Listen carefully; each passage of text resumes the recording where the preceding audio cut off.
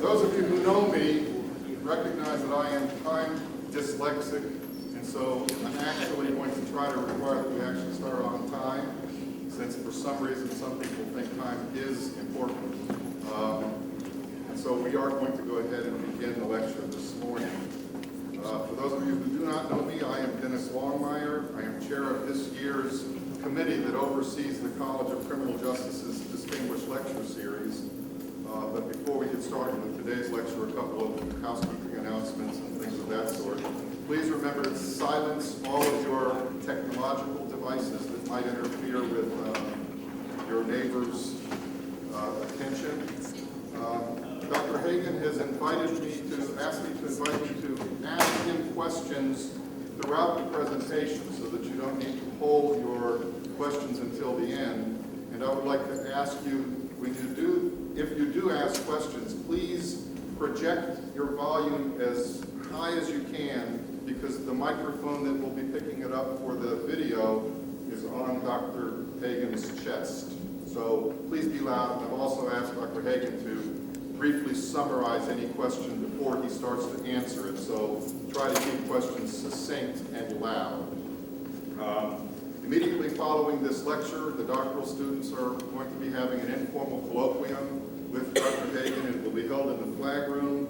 Lunch is also going to be provided in the flag room in some capacity or another. I don't know how it's happening, but food will magically appear. So please be there and participate not only in the lunch, but the colloquium as well. The formal role that I'm playing is to welcome everyone here on behalf of the College of Criminal Justice's faculty, dean, and other distinguished members of the college, and to introduce today's Beto Chair lecturer, Dr. John Hagan, who is here from Northwestern University, which is in Chicago. I recognize some Texans need to have a geography lesson too. Chicago is in Illinois. I'm going to be more formal and say a couple more formal comments about Dr. Hagan in a moment. But first, I have some housekeeping notes. This is the first Beto Chair lecture that is being presented in this academic year, and it will be followed by a lecture from David Garland from New York University, who will be here in October. I don't have the specific date. It's a time issue. Sometime later. But it will be in the same location, so check your own calendars to make sure that you're here when Dr. Garland comes. And the committee is actively working to identify 2 lecturers for the spring series. So doctoral students, if you have people, faculty, outsiders in general, if you have people that you think would be appropriate, please contact members of the awards committee, send me a note, and we will deliberate upon the next 2 people in the series quickly and begin setting the spring series up, and you'll hear about that when it becomes known. Also, I need to acknowledge that the Beto Chair Lecture Series originated in 1981 with a generous gift the university received from the Jesse H. Jones and Mary Gibbs Jones Endowment and Corporation. The purpose of the gift was to help enrich educational experiences for the College of Criminal Justice's doctoral students by bringing leading figures in the discipline to our campus. It was named in honor of Dr. George J. Beto, the former director of the Texas Department of Corrections and a distinguished professor of criminal justice at Sam Houston State from 1972 until his retirement in 1992. Since its inception, the Distinguished Lecture Series has enjoyed visits by over 75 leading academic researchers and scholars, and video broadcasts of many of these lectures are available at the college's website. I encourage you to visit that site at your leisure. Today we are proud to add John Hagan's name to the list for a second time, as he was here in 1990 as a distinguished lecturer. This places him among the small handful of what I call recidivist scholars on our list, and this is one time when it's good to be a recidivist to Huntsville, I think at least. Dr. Hagan completed his bachelor's degree from the University of Illinois, his master's and his PhD degrees from the University of Alberta.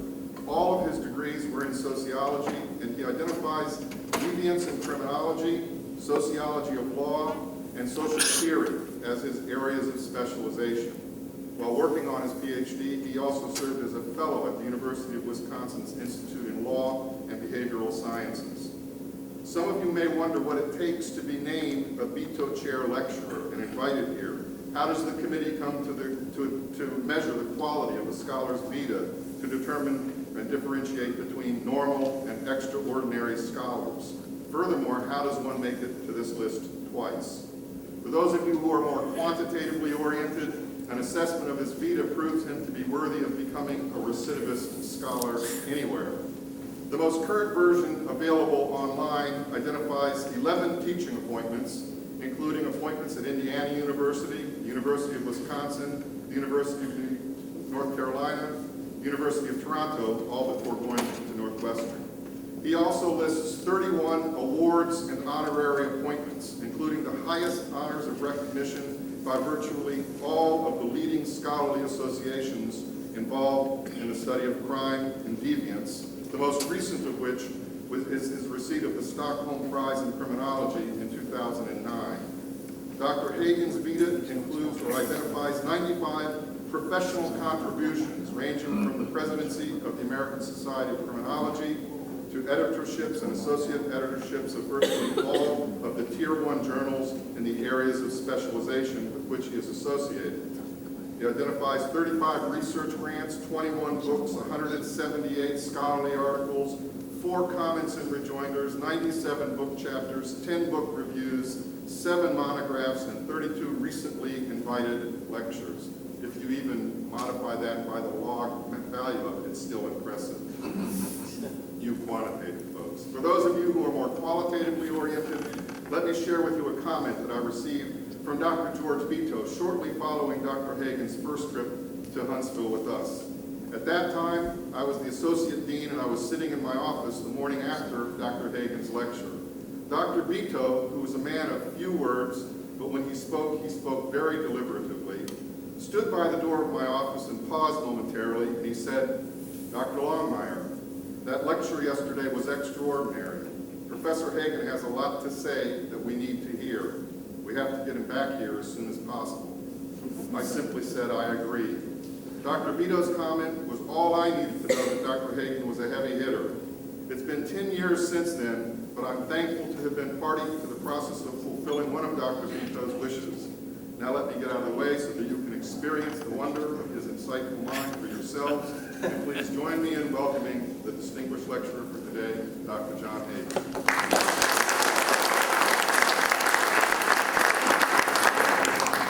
Well, thank you, Dennis, for that wonderful introduction. And I am proud to be a recidivist in this distinguished lectureship. Reminds me of one of my other favorite phrases about being lucky to be at large, which also applies, I think. In any case, it's a pleasure to be here. I'm talking to you about a difficult topic that many of you will know a little bit about, and I hope I can tell you a little bit more. It's the topic of the genocide in Darfur. It's a topic I've been working on for a while, and long enough to think that some of the things that I started out doing, while hopefully useful, could also be elaborated and developed in other ways that I think can be more revealing about this genocide and as an instance or a topic for expanding our criminological understanding and imagination. It's quite a unique event. Any genocide is unique in awful ways. This is also unique in the way it's been studied and the opportunities to try to understand it. So I'd like to tell you a little bit about some of what I've been doing and then where I think our understanding of this conflict is going. In the beginning, as most instances of mass atrocity or genocide, crimes against humanity, there's a lot of debate about the dimensions of the conflict. And now, 5 or 6 years after that debate began, things are beginning to move into perhaps more of a consensus about the dimensions of the conflict. At least we can say within a kind of confidence interval kind of way that about 200,000 to 400,000 have been killed or are missing in Darfur in this conflict. And about 2 to 4 million have been displaced or affected by this conflict. And actually, much of what I will say today has to do with putting more emphasis on the second of those facts than on the first, to talk more about the displacement resulting from this conflict than about the deaths. And that, I think, is a bit of a transition in terms of the focus of most work on Darfur. And it's, I think, underlined by the fact that the displaced Darfurians are still almost entirely in internal displacement camps and refugee camps still 5 years after the beginning of this conflict. So let me begin to say a little bit about how we understand genocide, and inevitably we kind of have to begin with some definitions. And the key definitions are in the Genocide Convention of 1948, and it's notable, of course, that that convention was developed and then ratified after the end of World War II, after the Holocaust.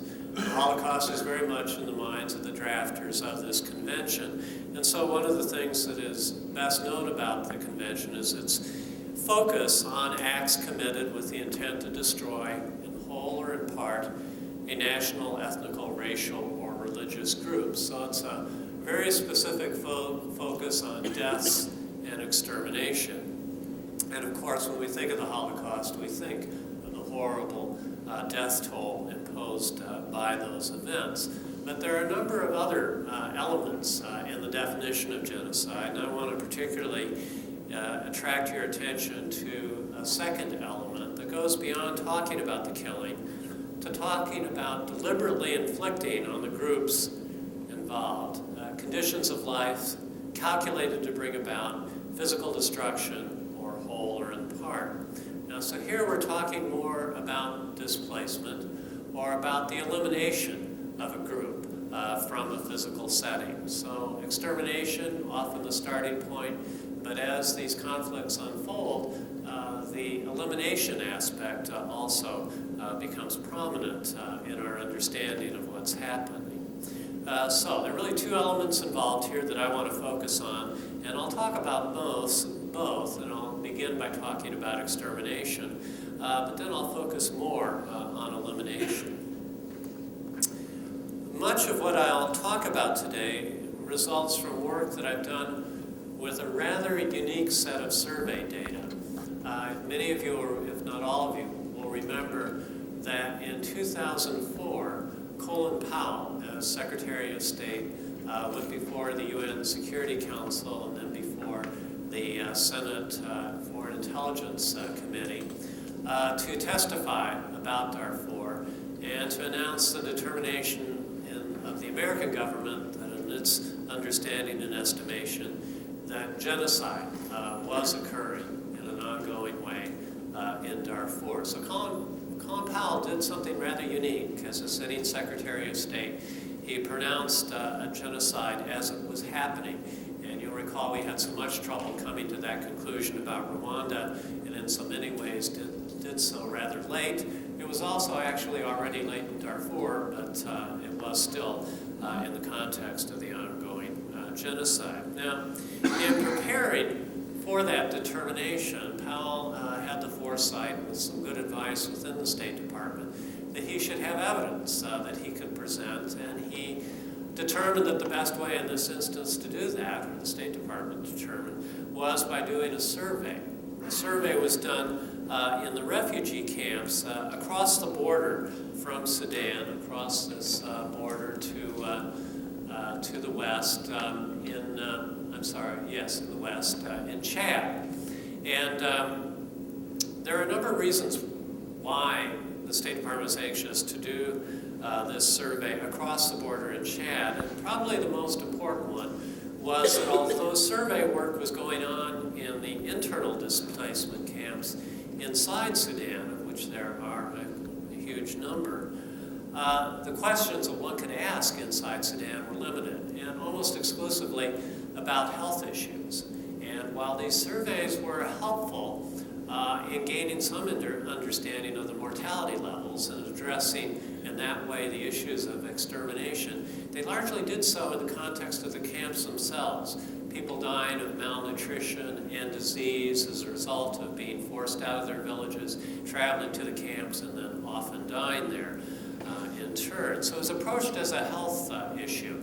And the Sudanese government was willing to do that because I think clearly it had in its mind the idea that if it could be shown that so many of these people were dying in the camps, that somehow the blame could be shifted to the humanitarian groups, to the United Nations, to those trying to assist these people inside the camps in Sudan. For our purposes, as criminologists, the important thing was that meant you couldn't ask about the rapes, couldn't ask about the killings that occurred in the camps, couldn't ask about the attacks on the camps, how they were conducted, and so on. So the State Department, I think, realized this, and with foresight, decided to undertake a survey right across the border for those who were fleeing from Sudan across the border into Chad. There was a large population in these refugee camps, between 200,000 and 300,000 people. At that time, the surveys were done across 20 of these settings that you see on your left-hand side of this map, and on the right-hand side you're seeing all the places in Sudan where these individuals were coming from. So a large survey. It cost close to $1 million to do this survey. A very sort of good but small kind of summary of the survey was presented at Powell's presentations. It's an 8-page kind of document. I think it's still on the State Department website. It's basically descriptive statistics, not really doing too much more with the data. The person who had been in charge of overseeing the survey was a little frustrated with that limited use of the data, encouraged me to work with the data. I developed a team of people who worked with me, and we began to try to learn from that data, that rather unique data. If you think about it, one of the very few, if not perhaps the only time in which a large-scale social science survey of victims of genocide had been conducted in the very time when that genocide was still happening. It was a real-time exercise in social science and the study of genocide, quite unique. So it's a remarkable data set. The idea was to separate out individuals who were randomly chosen in a stratified kind of sampling approach to interview them individually. This is one of the interviewers, Jan Punfelter, who's done a lot of important work of this kind, interviewing with a translator an individual for the survey. And you get a kind of a sense of what the camp sort of settings were like. This is actually one of the better camps, and they actually have tarps and something that's a little bit more protective from the environment than many of these camps were at that time. This map is just an attempt to give you a sense of where the people were coming from in Sudan and the different groups involved. There are 3 major groups in the north, in the red circles you see the Zagawa. To the west, in the green, you see Salit, and then the blue represent the Fur, as in Darfur. We're more likely to flee south than west, but 3 groups who are predominantly the victims of this genocide. The other thing that they've done nicely on this map, and it's in the State Department's report, is to include some photographs of the villages that were destroyed, and you get at least some sense of the kind of scorched earth kind of tactics employed in this genocide. Now, one of the first things that we did very early on in our work with these data was to try to come up with an estimate of the mortality in Darfur. And we were actually, the people involved in doing the survey were very anxious to have this. The State Department itself didn't want to be a source of an actual estimate of the full size of the killing that was going on. So we got involved in this, and our initial estimate was something on the order of overall 394,000 people either dead or missing. Actually, if you look through the figures, so you see this bottom figure, this kind of bottom line number, but if you look up a little bit, you'll see a number of 47,000, which is actually those who are missing rather than known dead. So our estimate somewhere around 350,000 to 400,000 people dead and missing. This is one of the very first estimates that was actually done. It became contentious. It was picked up in actually an accidental way. We did it as a press release, and it got some attention. And at about the same time that we did this, without our awareness in advance, the Deputy Secretary of State, Robert Zoellick, who is now serving under Condoleezza Rice, at that time as Secretary of State, who followed Powell. Robert Zoellick traveled to Khartoum, the capital of Sudan, and announced a different estimate, actually not using their own State Department data, because they'd reached a juncture in the process where they wanted to sort of try to push the political negotiation process more than the criminal prosecution process. And so Zoellick went to Khartoum and he announced an estimate that saying that the number of dead could be as low as 65,000. That's an interesting number, because what it lent itself to in the media, and I think they realized this, was for reports that were saying that tens of thousands had died, whereas our estimate was in the order of hundreds of thousands. That's quite a difference, an order of magnitude of difference. And also on that trip, Zoellick had refused, now under guidance of Condoleezza Rice, to call this a genocide. Later he came back to use of the term. In that juncture, they were trying to do something different. They sort of had changed tactics in terms of trying to deal with this in the Bush administration. Our number continued to attract attention. This is a demonstration in Daley Plaza in Chicago that my co-author of our book, Winona Ryman Richmond, took. Someone's holding up a placard saying 400,000 dead. It was also used, come on in, glad to see you. It was also used in newspaper advertisements by the Save Darfur organization, by the Aegis Trust in Great Britain. And some of you may remember these appeared as full-sized newspaper, what I would call advocacy advertisements that attracted a lot of attention. They used this 400,000 number. And so there began to be more and more conflict about what the actual numbers were in terms of the numbers who had died. So there's, I don't know if you can read on the left, there's the 400,000 number. So we began to think that, we were confident about this estimate. We held to it, but we also thought it might be useful to try and do an estimate and get it published in a location where people would have to pay attention to it, and established what the kind of floor, base level, some number below which, at the bottom of a confidence interval, one could not imagine the death toll being. And so we published an article. This is with demographer, former president of the Population Association of America, Alberto Poloni, an article in Science, a widely read magazine journal, and this sort of lead line that was intentionally framed to try to attract attention, reporting to the media, says that analysts of factors confounding previous estimates lead to the conclusion that hundreds of thousands of people, rather than tens of thousands, have died as a result of the conflict in Darfur. I think this worked. What we were trying to do was to get attention to the conflict. The article itself includes some figures that I want to call your attention to in a minute. I'm going to come back to them in a second. But I will just say that on the right-hand side, you see this, what looks almost like a bell-shaped curve, which is characteristic of what population health scientists call complex humanitarian emergencies. That could range anything from a tsunami to a genocide. And the idea is that the reporting tends to increase, builds to a peak, and then declines. And you do see that in these estimates that we did in Science. We were particularly interested to see what impact it would have in the media. We traced reports in the BBC and Reuters, the major sort of foreign news reporting, international news reporting sources.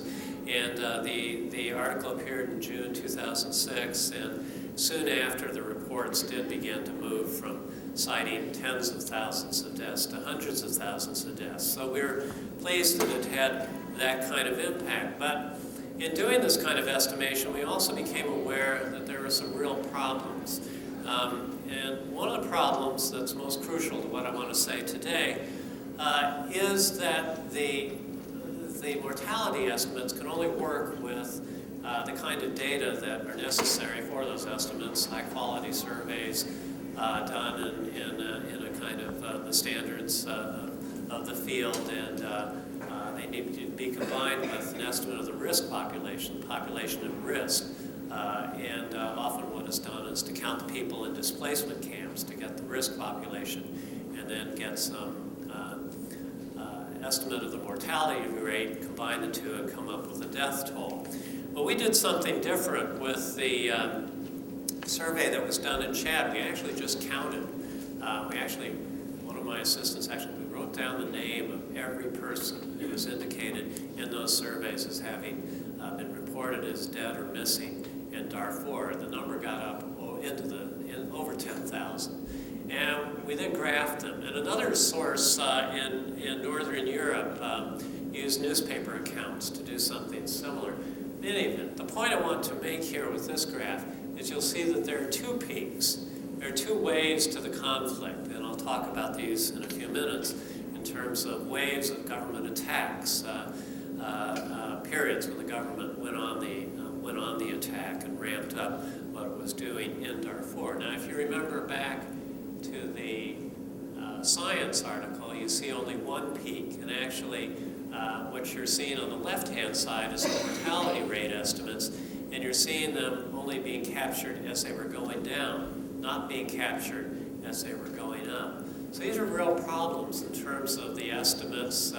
That's why the estimates are on the cautious side, but it also gives us a rather partial picture of the genocide. You'll notice on each of these figures it starts at month 10. In other words, 10 months since the origin of the conflict. That's what it took in terms of getting researchers into the camps, getting the camps set up, being able to count the numbers of people in the camps, and so on. That's why this kind of analysis, while extraordinarily important in attracting attention to how serious this mass atrocity was, it's also limited in terms of how we understand what took place in these conflicts. So we wanted to try to better understand genocide, in a sense, not as just an outcome, but as a process. We wanted to understand, how does a genocide unfold? Reality as a genocide unfolds. And can we use that to better understand what's going on? This is another figure that looks at the number of people in the camps, in the blue line on the top, and then the total number of people affected in the camps and around the camps on the tops of the diagram. In any event, this is from actually an article just published this year in Lancet, again trying to estimate the mortality. The number they come up with in this article is 300,000 estimated dead, which is pretty close to our estimate published 5 years earlier. 5 years earlier, a lot of measure like that, with more primitive techniques. But there are also some problems with this. This is going on longer than our estimate did, and again, you see it starts after the first period of the conflict, when they were unable to have the data they needed to do this estimate. So, began to think that this chasing of the mortality numbers was limited in terms of its usefulness. And there was another reason why we began to think in a little bit different way about the genocide in Darfur. One of the people who's written most authoritatively about this genocide is an anthropologist whose name is Alex de Waal. He did very important work in Sudan before the genocide in the 1980s when a famine was occurring in Sudan. And he has several books, one called Famine Crime, another called Famine and Death. They're attempts to understand famine. And what he's come to say later on in reflecting back on this has a lot of, he's begun to understand, and others as well, that what he was doing in studying the famine had a lot of implications for understanding the genocide. I'll come to that point further in a moment, but I want to give you this quote from de Waal. He says, "What's happening in Darfur is not genocide, as that word would be used in a capitalized way, in the sense of the absolute extermination of a population." Here he's using not the Convention's referent, which is destruction of a group in whole or in part. And he's using the more sort of popular, conventional notion of genocide as a complete extermination of a population. In any case, though, he says it does, however, fit the definition contained in the Genocide Convention, which is much broader and encompasses systematic campaigns against ethnic groups with the intention of eliminating them in whole or in part. So what he's doing is shifting attention from the deaths to the displacement, from the extermination to the elimination of a population. And that's essentially what we're trying to do in this work. We're trying to pay attention to the fact that not only did this genocide kill an enormous number of people, but it also eliminated, displaced millions of Darfurians who are today still stranded in the IDP camps and the refugee camps. And these people really have poor prospects for ever getting back to the land that they earlier lived on and farmed in their villages. And they've become disconnected from their very ways of living in those settings. In those settings, everything was sort of organized around trying to deal with a very harsh environment, with the expanding sort of conditions of desert life in sub-Saharan Africa, all the techniques of survival involved in living in those settings. They're losing those techniques, those understandings, those parts of their culture as they're stranded in these camps away from their homes.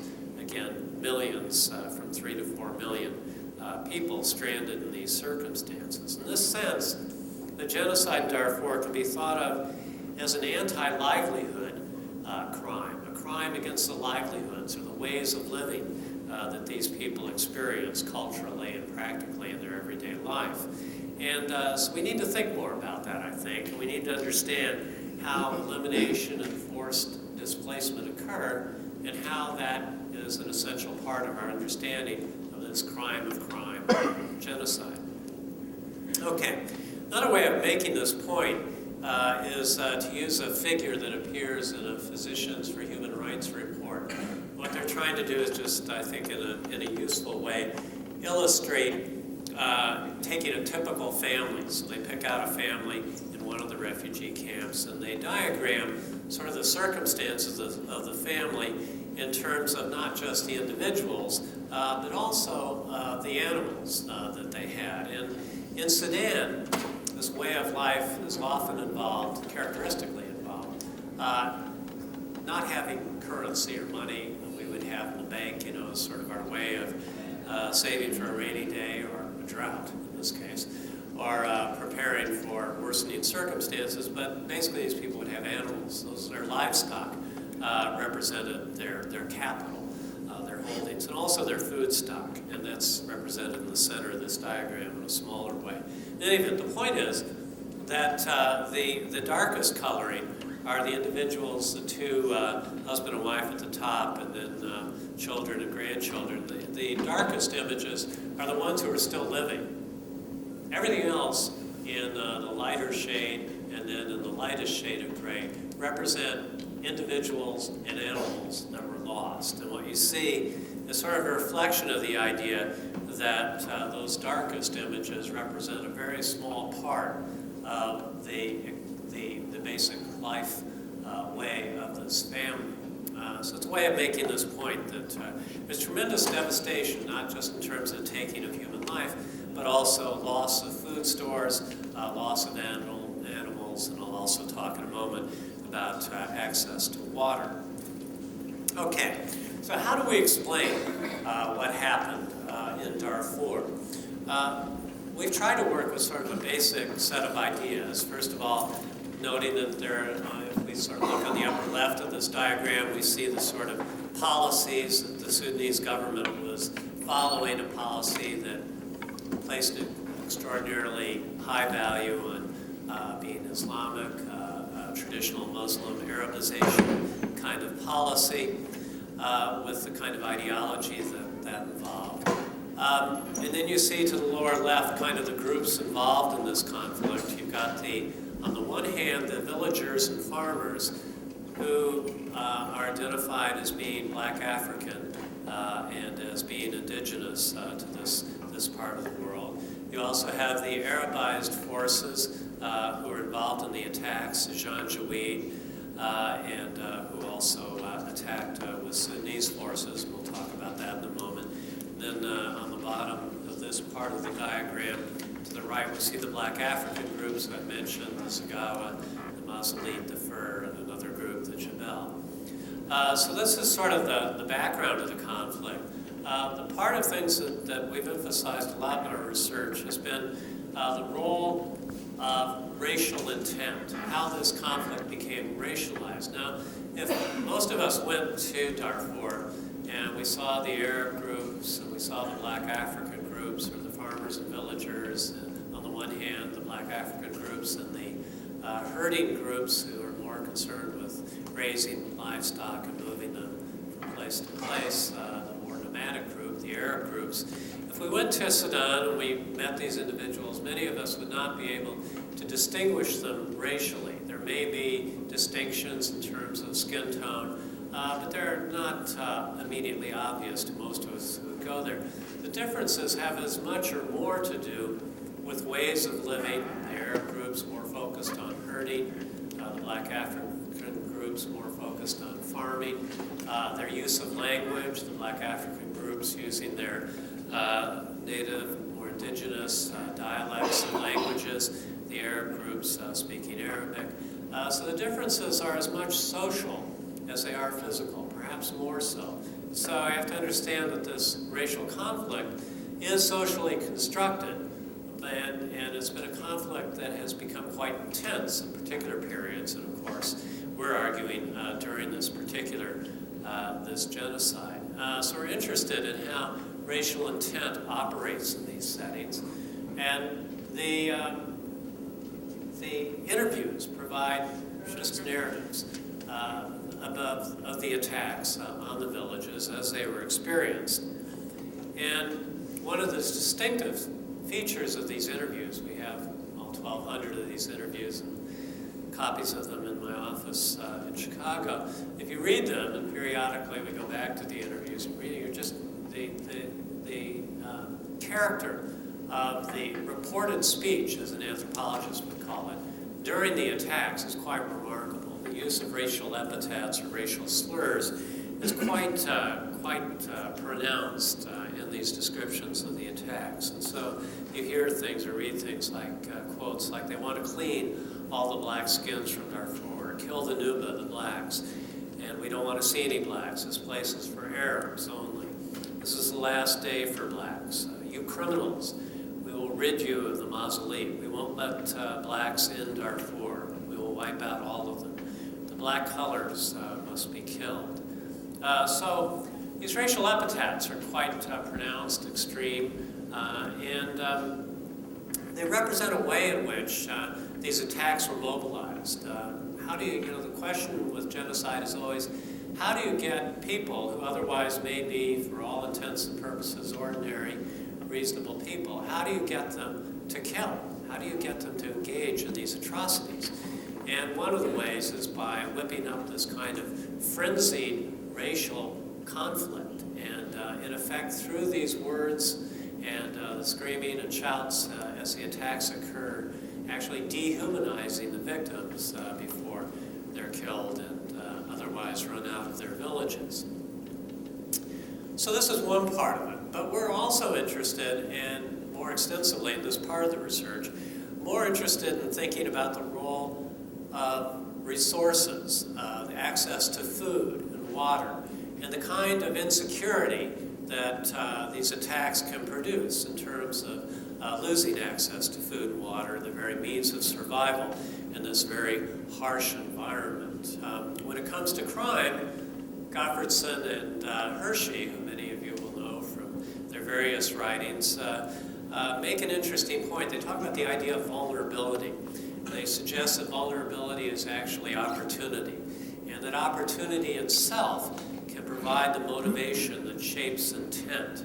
Now, the importance of this in Sudan and in Darfur is that these are very vulnerable people. They're living in a part of the world where the desert is expanding, climate change by itself is dramatically changing the character of sub-Saharan Africa. Access to water and to food is becoming increasingly difficult. In the past, it was possible for the herding groups, the Arab groups, not to actually have ownership of land. They could actually move through these areas of Darfur. They could graze their cattle, they could use the water, and they could move on and take their herds, move on towards the markets where they would eventually sell these animals. As circumstances declined in Darfur, as the famine occurred in the 1980s, as droughts continued to occur, as the desert continued to expand, it became more difficult for the Arab groups to have access to resources for their herds. And the black African groups who held the land and who were farming it became more and more vulnerable to attacks by the Arab groups. Much of this was also worsened by the involvement of external forces. Libya's ruler, Muammar Gaddafi, came to be involved in this conflict. He was bringing guns into Darfur. His forces were spreading out through the area, distributing arms, providing the guns and weapons that kind of intensified this conflict. After a while, he kind of backed away from this, but the guns were already there. The circumstances became more and more militarized. People became armed. The conflict was intensified. And it plays out, particularly along the lines of this vulnerability of the black African groups in terms of their holding on to their land, their being able to protect their crops, being able to continue to have access to the water, and the Arab herding groups attacking their villages and farms and so on to try to gain access to the land. So land becomes everything in Darfur. So that's kind of the backdrop to the conflict.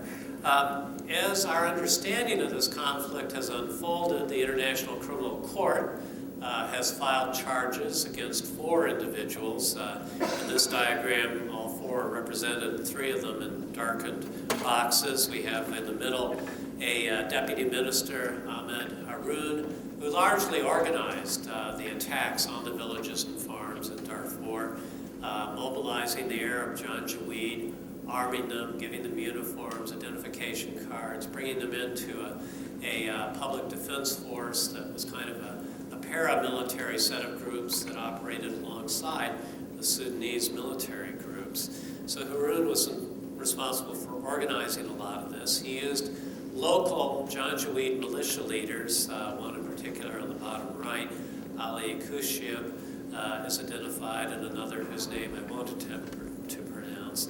And at the very top, more recently, we've had charges, warrant, and arrest warrant filed for the president of Sudan, Omar al-Bashir. So there's a clear sort of hierarchy that's become apparent in terms of the organization of this genocide. But again, it was a question of understanding, well, how does that operate? How does that unfold? How does it explain the genocide in Darfur as a process as well as an outcome? So there are a number of sort of challenges then in terms of trying to understand what has happened in Darfur. First, there's a challenge of demonstrating the increasing role of the government of Sudan forces in leading attacks alongside or with the Janjaweed militia. In other words, this didn't just happen overnight. It wasn't all of a sudden. In fact, a distinction is sometimes drawn between what Madeleine Albright called volcanic genocides of the kind that occurred in Rwanda, where almost everything happened in a very limited space of a month or two. Massive killing, very quickly erupting in Rwanda.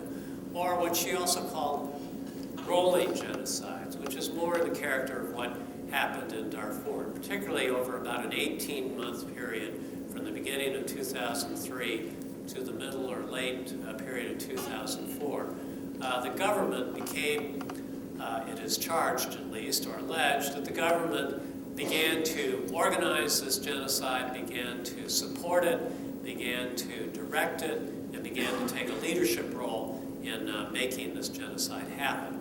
Now, what we've done is to go back to our data, the data from the Atrocities Documentation Survey done through the State Department in Chad and the 20 camps, the reports of the attacks on the villages and farms. Now, one of the unique things that was done in that survey was to describe the nature of each incident that occurred in the attacks, much as you would in a victimization survey of the kind we're familiar with in criminology, and also to date every single one of those events. So we've got 1,100 people, almost all of them have been victimized in some way. When we sort of look at all of the attacks that are reported by these 1,100 individuals, we've got something on the order of 4,000 attacks. Now, not all of these attacks lead to displacement. Not all of these attacks involve the government. Not all of these attacks involve killing. There's a lot of variation to be explained. What we were interested in doing then is try to understand, with these dated events, try to understand how this genocide unfolded, how it took place, and the characteristics that come into play, and how this relates to our understanding of the vulnerability of the groups involved as the opportunity for these crimes. The vulnerability made them opportune groups to be attacked, and understanding the role of racial intent, how this is all racialized, understanding the role of the government forces, and so on. So I begin with this challenge of trying to demonstrate the increasing role of the government alongside the Janjaweed. So the first of, now these are figures that are developed out of our event history analysis, use of proportional hazards models. And I'm not going to produce those models. I'm not going to bore you with the numbers and the intricate details of them, but they're very useful to generate these kinds of figures that I'll show you. I'm going to show you 4 of these figures that can tell us a lot about how the conflict happened. Now remember, when we began, we were looking at that mortality estimate that we did in science that showed kind of a normal bell-shaped curve. But then when we looked at the actual individuals who were killed at different times, we saw it as something different. Well, this is a multivariate model that tries to take a lot of variables into account and then sets those variables at their means to predict or come up with a model that shows the involvement of the different groups across time. What we're able to see in the top curve, we're able to first of all see the 2 peaks, which represents the reality that we know to have taken place in Darfur with the 2 waves of government attacks.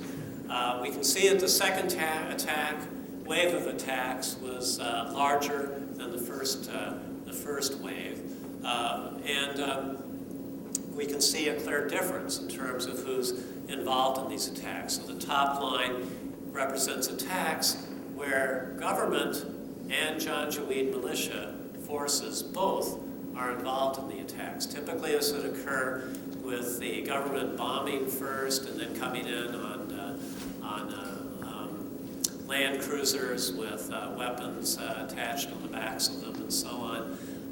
And then the Janjaweed would come in on their horses and camels and attack the individual locations where the individuals lived and engage in the killing, the raping, the theft, and so on of property and so on. We'll get more into that in a second. What we're seeing then is that the combined attacks increased in frequency, the government increasingly evolved. It's the government that's driving this genocide. We see 2 other curves below the top one that represent trying to take apart these government attacks, trying to separate the air attacks, the bombing, from the land attacks. It looks rather similar, as you might expect. And then the bottom curve are the Janjaweed. Now, it's the Janjaweed that we hear the most about, the Arab militias, the paramilitaries attacking. But you can see in this diagram that they're actually, in terms of their involvement on their own, it's rather less than with the government. And it does increase, but it only increases after the government becomes heavily involved. So I think this is strong evidence for the idea of the leadership, command, responsibility of the government of Sudan in this genocide. Very important in terms of making the case against the president of Sudan as the commander-in-chief, the person at the top of this chain of responsibility. This kind of an analysis is crucial in terms of making the case of that kind of high-level political as well as military responsibility for this genocide. Not just something that happened as an inter-tribal conflict between the Arab Janjaweed groups and the local Black African groups, rather something that involved clearly the government as well. Okay, a second challenge is to demonstrate the role of the racial epithets. So we want to know, where are these racial epithets coming from? Why are these racial epithets suddenly happening? For years before this, the Arab and the Black African groups had led fairly peaceful lives that were kind of coordinated with allowing the herding groups to come through and use the water and to graze their herds and so on at different times of the year and so on. This all kind of has broken down more recently. The whole conflict has become racialized. Attempts to see both groups as followers of Islam and the Muslim faith have fallen apart, although both groups, the Black African and the Arab groups, they're all practicing Muslims, but different in the way they do it, perhaps. So why does this happen? How does it occur? Okay, this figure is an attempt to show that. What happens, we see, is that the racial epithets are most likely to occur when the government forces in the top line are involved, when the government forces are attacking alongside and with the Janjaweed, in other words, leading the Janjaweed into these conflicts. The lower lines representing when the GOS attacks by itself, and which actually ceases to largely happen towards the right side of the figure, and some increase in the use of racial epithets by the Janjaweed attacking alone, but nothing like in the combined attacks. And here again, there are two peaks, although the first peak is rather diminished. So the racial epithets are again sort of an unfolding part of this genocide. We see them happening a bit later in the conflict. Okay, the last thing we want to do is to think about how this role of racial intent is linked to the attacks as they take place, how it's linked to the government of Sudan troops, as we've mentioned, how this all leads to displacements, not to just attacks. Remember, there's something like 4,000 attacks. There's something on the order of 12 to 1,500 displacements. Sometimes they're, first of all, displaced within the country, then outside the country. So something in the order of 1,500 or so displacements. So how are the government troops and the racial epithets involved in the displacements? And also, how were these attacks targeted? And in particular, and this is kind of the bottom line to what we're trying to show, how does this relate to the conditions of survival for the groups in Darfur? In particular, what we focus on is attacks on food and water. This is what it takes to live in Darfur.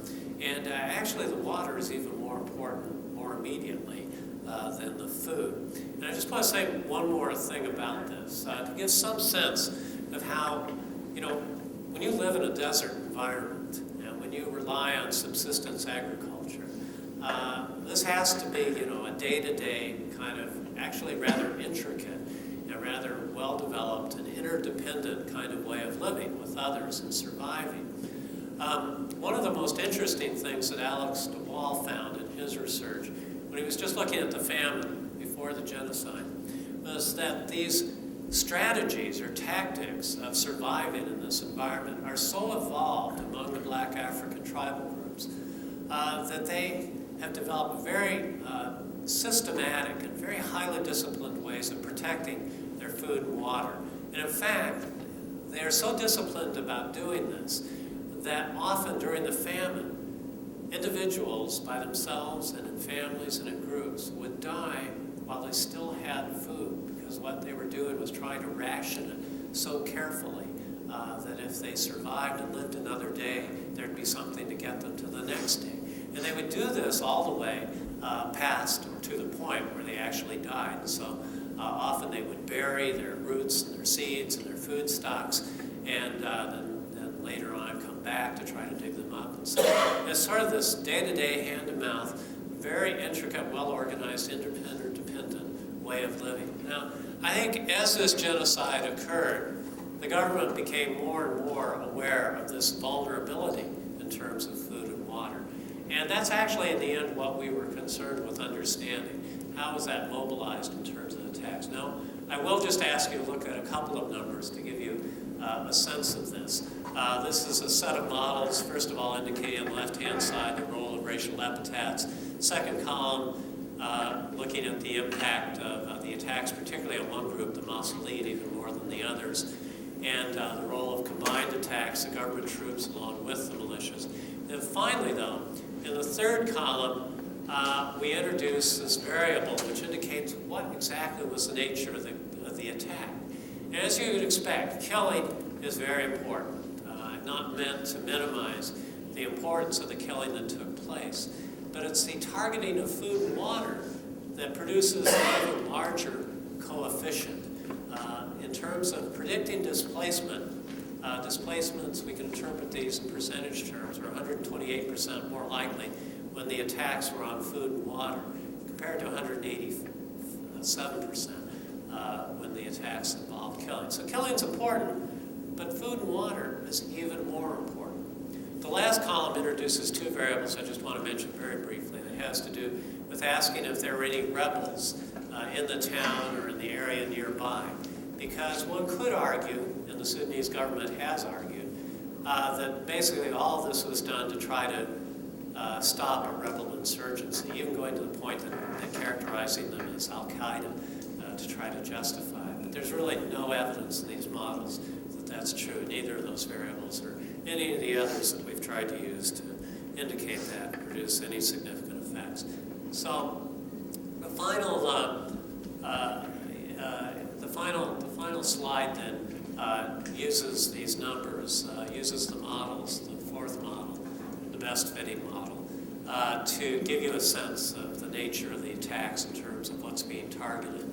And let's see, wait a minute, sorry, get the right, yeah.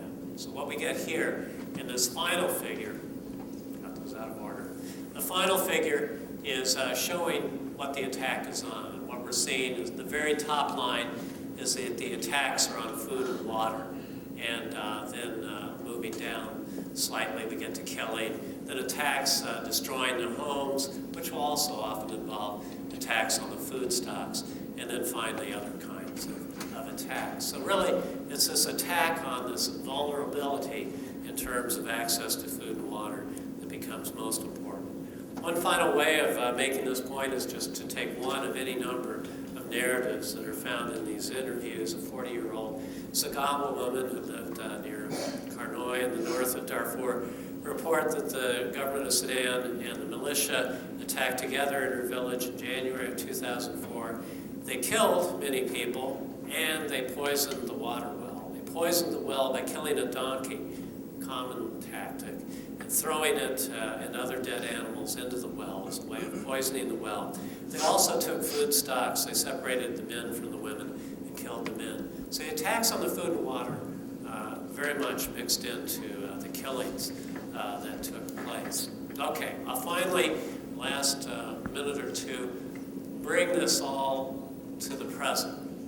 How does, if we understand this as a genocide, that is a process rather than an outcome, it's very important in particular to be mindful of the fact that the genocide continues. It's still happening. We have 3 to 4 million people displaced and affected by the attacks, 2.7 million in the IDP camps and the refugee camps, millions of people who have, for 5 years, been displaced from their homes and villages and farms in Darfur.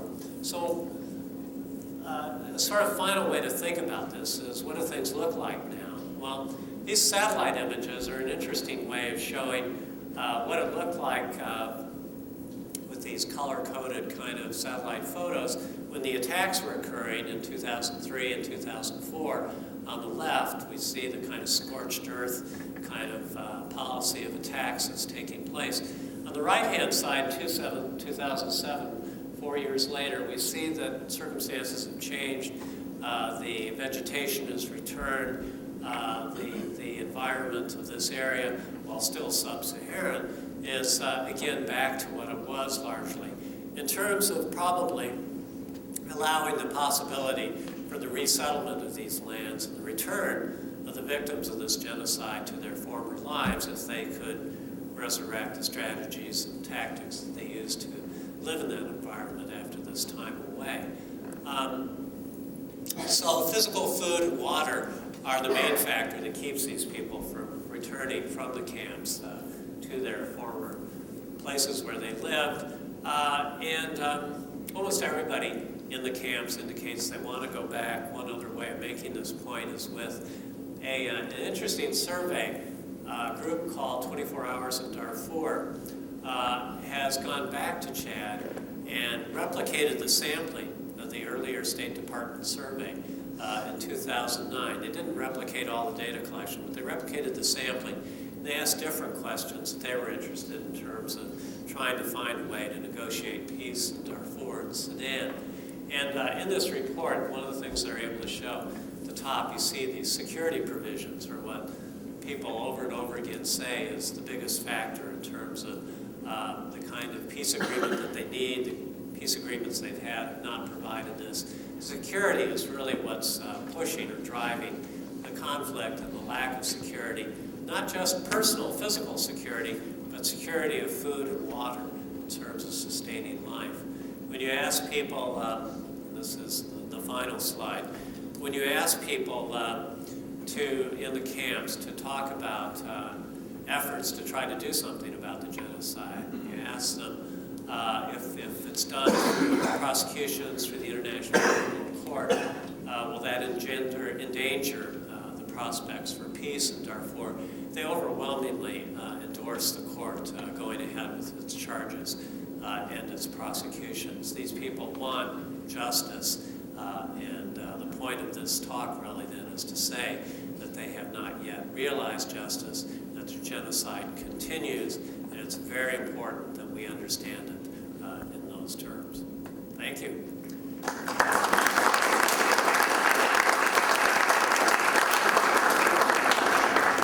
So I'd be anxious to have any of your questions or comments. This is actually the first time I've presented the results of this. It's not yet published.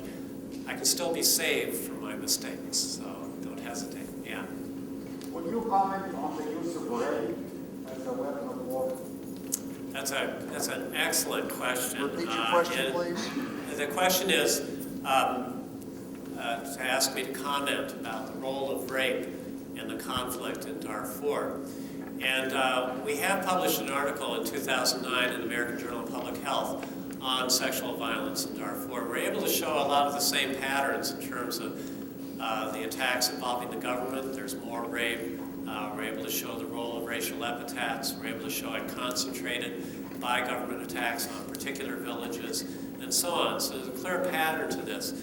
And the point of your question, and I think perhaps in our interest in this, was understanding rape, which hasn't been much studied empirically in terms of genocidal conflicts involving mass atrocities, and the rapes are certainly among the most vicious of the mass atrocities. So we began actually this analysis thinking that rapes would have an awful lot to do with displacement. So, you know, in the final figure that we put up, your question in effect might be, where are the rapes in terms of accounting for this displacement? And that is what we were looking for in the beginning. And I'll always remember an investigator at the Tribunal for the Former Yugoslavia, where I previously did research, who had talked. Nancy Patterson was her name. She recently died. She was a wonderful person who was highly involved in the work in the former Yugoslavia. She would say, you know, often in these attacks, it's like, you know, going in and it's not just the killings, it's the rapes. It's like laying down what she would call a strip of terror. And this would drive people out like nothing else. And that's kind of what we thought. And I think probably it was true in the former Yugoslavia, and I think it is less true perhaps in Darfur. We didn't find that. We found problems in using those reports to predict the displacements. There were some sort of interaction effects that we could identify that were possibly capturing some of that, but we weren't confident enough about the evidence. And we began to wonder, and this is entirely speculation, but rape is a much more taboo subject in Africa. It's much more stigmatized. The victims are much more stigmatized, much more perhaps than the perpetrators. It produces tremendous problems of reporting, but it may not just produce problems of reporting. It also may produce a willingness to live with it. And when it comes down to actually leaving the place that these people have known as their entire lives and their ways of living in these places, never having been much beyond this, and having a great deal of fear about moving elsewhere and so on. It may be that it has to be something more immediate in the sense of food and water that is the final blow that leads these places to leave. Remember, there's something like 4,000 attacks, something like 1,500 displacements. There are a lot of attacks where the people basically bear the injuries. They lose family members, they endure rapes, they endure attacks on their homes, they lose property, but they feel like they can still best survive by staying there. This may have something to do with the cultural sort of repertoire of dealing with famine and other threats in the past. So it's an unknown. I don't have an answer to your question. It's a crucially important question. It's all the more important for what we're hearing about rapes in the Congo at the moment, and the role they're playing in that conflict. It's a huge part of genocide and much understudied, and did not work out in the way that we expected in this analysis. Food and water became clearly more central, but we need to understand that a lot better and have more confidence in the reporting, I think, before we can say anything more definitive about it. But thank you for raising that point. It's crucial. Yeah? You said that the problem in Sudan is primarily an ethnic-based problem. I mean, the conflict is an ethnic-based conflict, right? And the attacks, started in 2003, let's say. I wonder whether in your survey or in your research, whether you examined it was a problem only today, or whether you examined the background of the problem. I mean, I wonder whether the international politics, for example, has anything to do with the conflict in Sudan, and why all of a sudden they started to attack each other. Yes. So the question is the role of ethnicity in these conflicts. It's a very crucial question, and I actually go even further to say it's not just ethnicity, it's race, more specifically. And our argument is that, when attacks occur in these different villages, it doesn't quite work to be naming the specific ethnic group in each place. It has to be some sort of more simplified message that's broadly spread and mobilized in a more generic way, which is why we're particularly focused on the racialization of the conflict. But your question is very appropriate, and of course, lying behind it is the ethnic question. And that's very much in the nature of sort of looking for the root causes of this conflict. There's a lot more than I can say here in a limited amount of time about that, but it's clear that this conflict can be thought about as involving tens, if not 100 or hundreds of years of background with the groups involved. To the extent that I've come to understand this, I can at least see parts of how it plays out in terms of going back to the point of when Sudan gains its independence and the way both Egypt and Great Britain still wanted to maintain their dominance in Sudan, and the Sudanese elite groups that took over the government and that are part of independence sort of play these two groups off each other. There's a lot of emphasis on Arabization, on Islam, on the Muslim sort of beliefs. It seems that over time there have been periods where there were attempts to diversify the representation in government and in civic life in Sudan, a sort of policy that was sometimes called Sudanization, that looked across groups and tried to bridge them and tried to look for political ways of bringing things together in terms of common national identity. And there are other periods where things have factionalized, and this seems to be a government that has adopted what we could, in simple terms, call a divide and conquer strategy, lacking other resources to deal with Darfur, being a very poor country, only recently having gotten oil and then that becoming a part of the conflict, the efforts have really moved more in the direction of divide and conquer. And I think that's what's happened. That's why this social construction of race has occurred, why the racialization of the conflict has taken place, and how it's been fought out in these very simple, basic, hard, crude, brutal ways. So it's a very important question. And there are certain people, there are clearly people who have other views of it. Often the comment is made, well, it's more complex than that. Well, it is very complex. There's no doubt about that. But there's also this sort of brute fact that when mass atrocities occur, it usually occurs in a highly kind of simplified, brutalized kind of way. And I think that's more the character of the present moment in Darfur. Yeah, so that's a very important part of it. Yeah. I wonder if you could comment on the use of racial epithets and the dehumanization process. And I ask this because of, in the case of suicide bombers, for example, they also go through a dehumanization process before they blow themselves up. And don't take into account the little kids running around that they're going to kill. Yeah. So the question is involving the racial epithets and how that is involved in a dehumanization process. And if there's one most central thing, part of all of our work, that would be it, I think, in our effort to try to contribute to the understanding of this. And I take your question as being extremely important in the sense that we too little consider the fact that, particularly in terms of violent crime, it's characteristically the case that even people with very strong motivations and intentions of other kinds have to kind of go through a process where they dehumanize the victim before they impose the harm. And there are lots of different ways this is indicated. One of my pieces that I find most interesting is the work that Jack Katz has done on seductions in this book, The Seductions of Crime, published I think in the late 80s or 90s. And he talks about how even armed robbers have ways of talking about their victims that kind of harden themselves in relation to the victim before they perpetrate the crime. And I think this is very much true of collective crimes where you're involving lots of otherwise ordinary people in the events. And to make it happen, you have to neutralize their respect for humanity in the other's people that they're harming.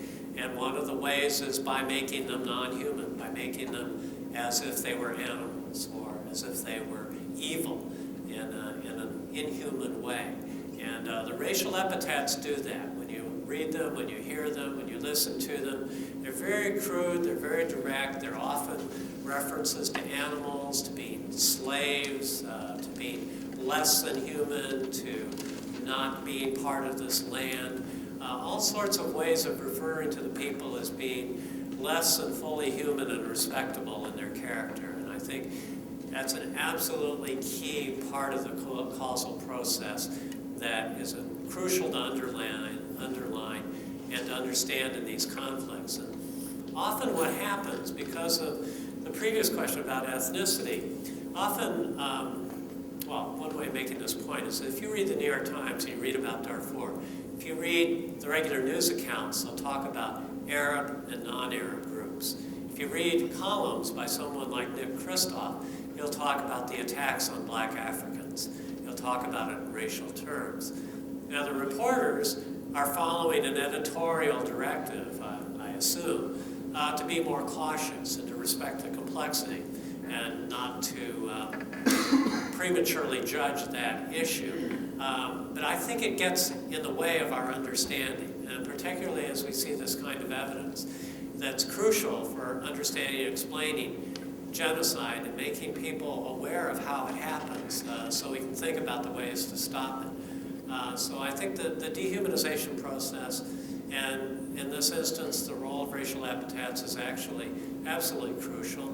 One way this is lost, for many of us, when we think about the Holocaust, we think, well, it was an attack on a religious group, an ethnic group, the Jews. And of course it was, but the way it was talked about in that time was very racialized, talking about the superior racial group, the inferior racial group. And so ethnicities are often racialized in these kinds of conflicts, and it's a crucial part of the dehumanization process.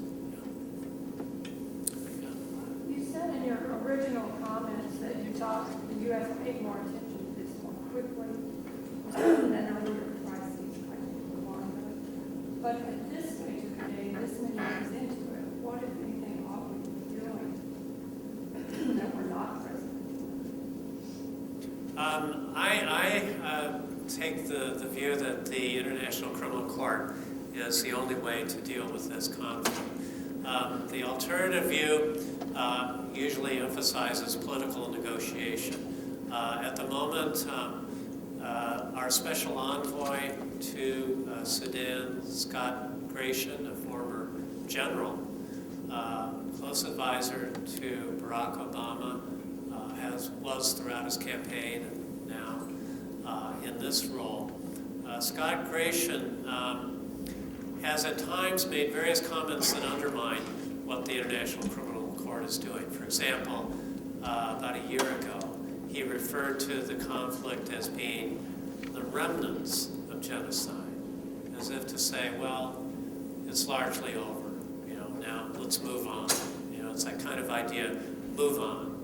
Don't be obsessed with the past.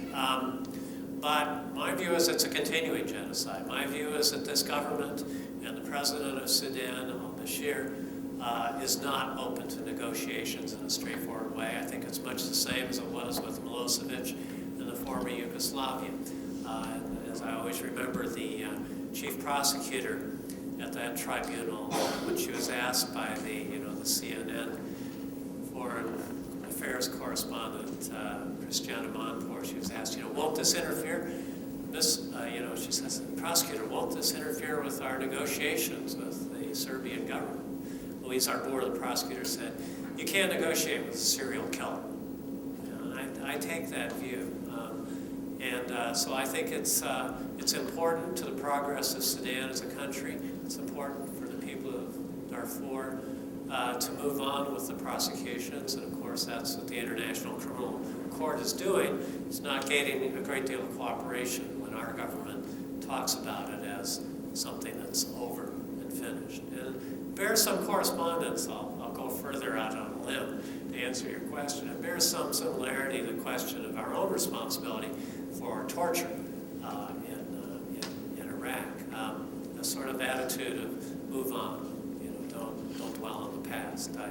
I think we have, the justice side of the issue is crucial, and that's of course why I was anxious to end with that figure. It's not just that I think this; it's that the people in the camps, the victims, believe that, just as the victims of the Holocaust did in the ending phases of World War II. Yeah, I'm sorry, I missed someone else. Yeah.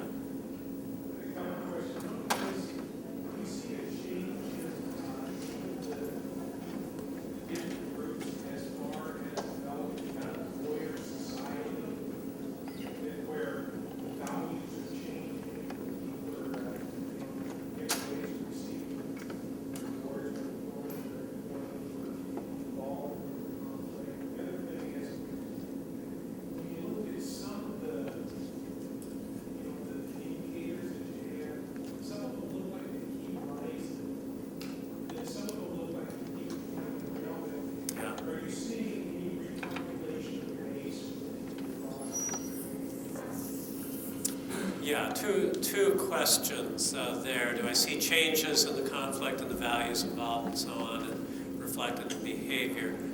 And the second question was... Are you seeing recalculation of the days as far as... Yes. The second question has to do with sort of the latter stages of the conflict that we see represented in the figures. Answer the second one first.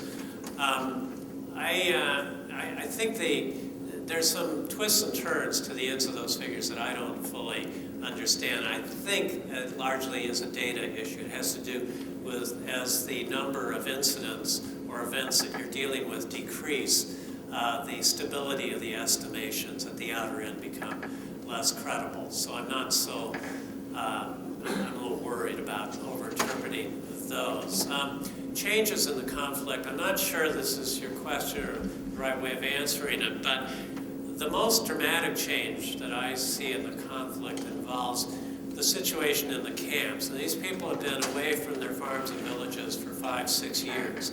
This is getting to be a long time. This is long enough that the younger people in these camps say they might have come to the camps when they're 10 years old, now they're 15. Now, everything we know about age and crime tells us that that's when we're most dangerous, you know, in mid-adolescence, early adulthood. And so the rebel groups recruit constantly from the camps. And this frustration, and especially as it emerges in the younger people in the camps, is very explosive. And it adds to the conflict and increases the dimensions of the conflict and the lines of the conflict and the sort of factions that are involved in the conflict. Yeah. So I think that's a very important part of understanding that we kind of, you know, when we take the attitude of it's over, it's not over. And in some ways, it's just beginning for some of these people. Some are getting older so that they'll die in the camps. Well, for them, in a sense, it's over, although there's never any justice. But for the younger people, it may only be beginning. And they're transitioning out of a culture that gave them a way to survive in a hard part of the world into a set of repertoires that really only involve violence. All right, last one, real quick. What are your recommendations about getting academics to be more involved in this issue, recognizing that most of us should travel to the region, let it be That's a very good question. The question is basically how do we get criminologists more involved in this work? Because of course is my mission. That's really why I set out to do this work and write the book with Winona Ryman Richmond. Well, one way is by talking about it. But I think the barriers to doing this work are overestimated. It's really, there's much more data out there than we would tend to imagine. And it is challenging in a sense. It's not, you know, probably the biggest change that occurred in criminology in my lifetime was the use of self-report surveys in junior high schools.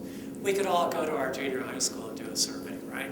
And that was a great breakthrough. It was wonderful in terms of getting people doing work and testing our theories and so on. Today we have something quite different going on. We have an enormous number of non-governmental groups, Human Rights Watch, Witness, Genocide Intervention, just a whole large number of them.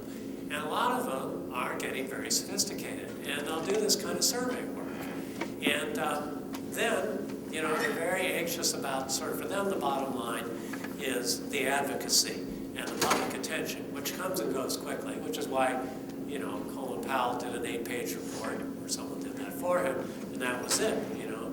So there's lots of data out there, I think, available for very good work. And we're beginning to see more of the results of it. So, for example, there's a great article recently on rape in the Congo. And it's, you know, it's kind of as it's happening.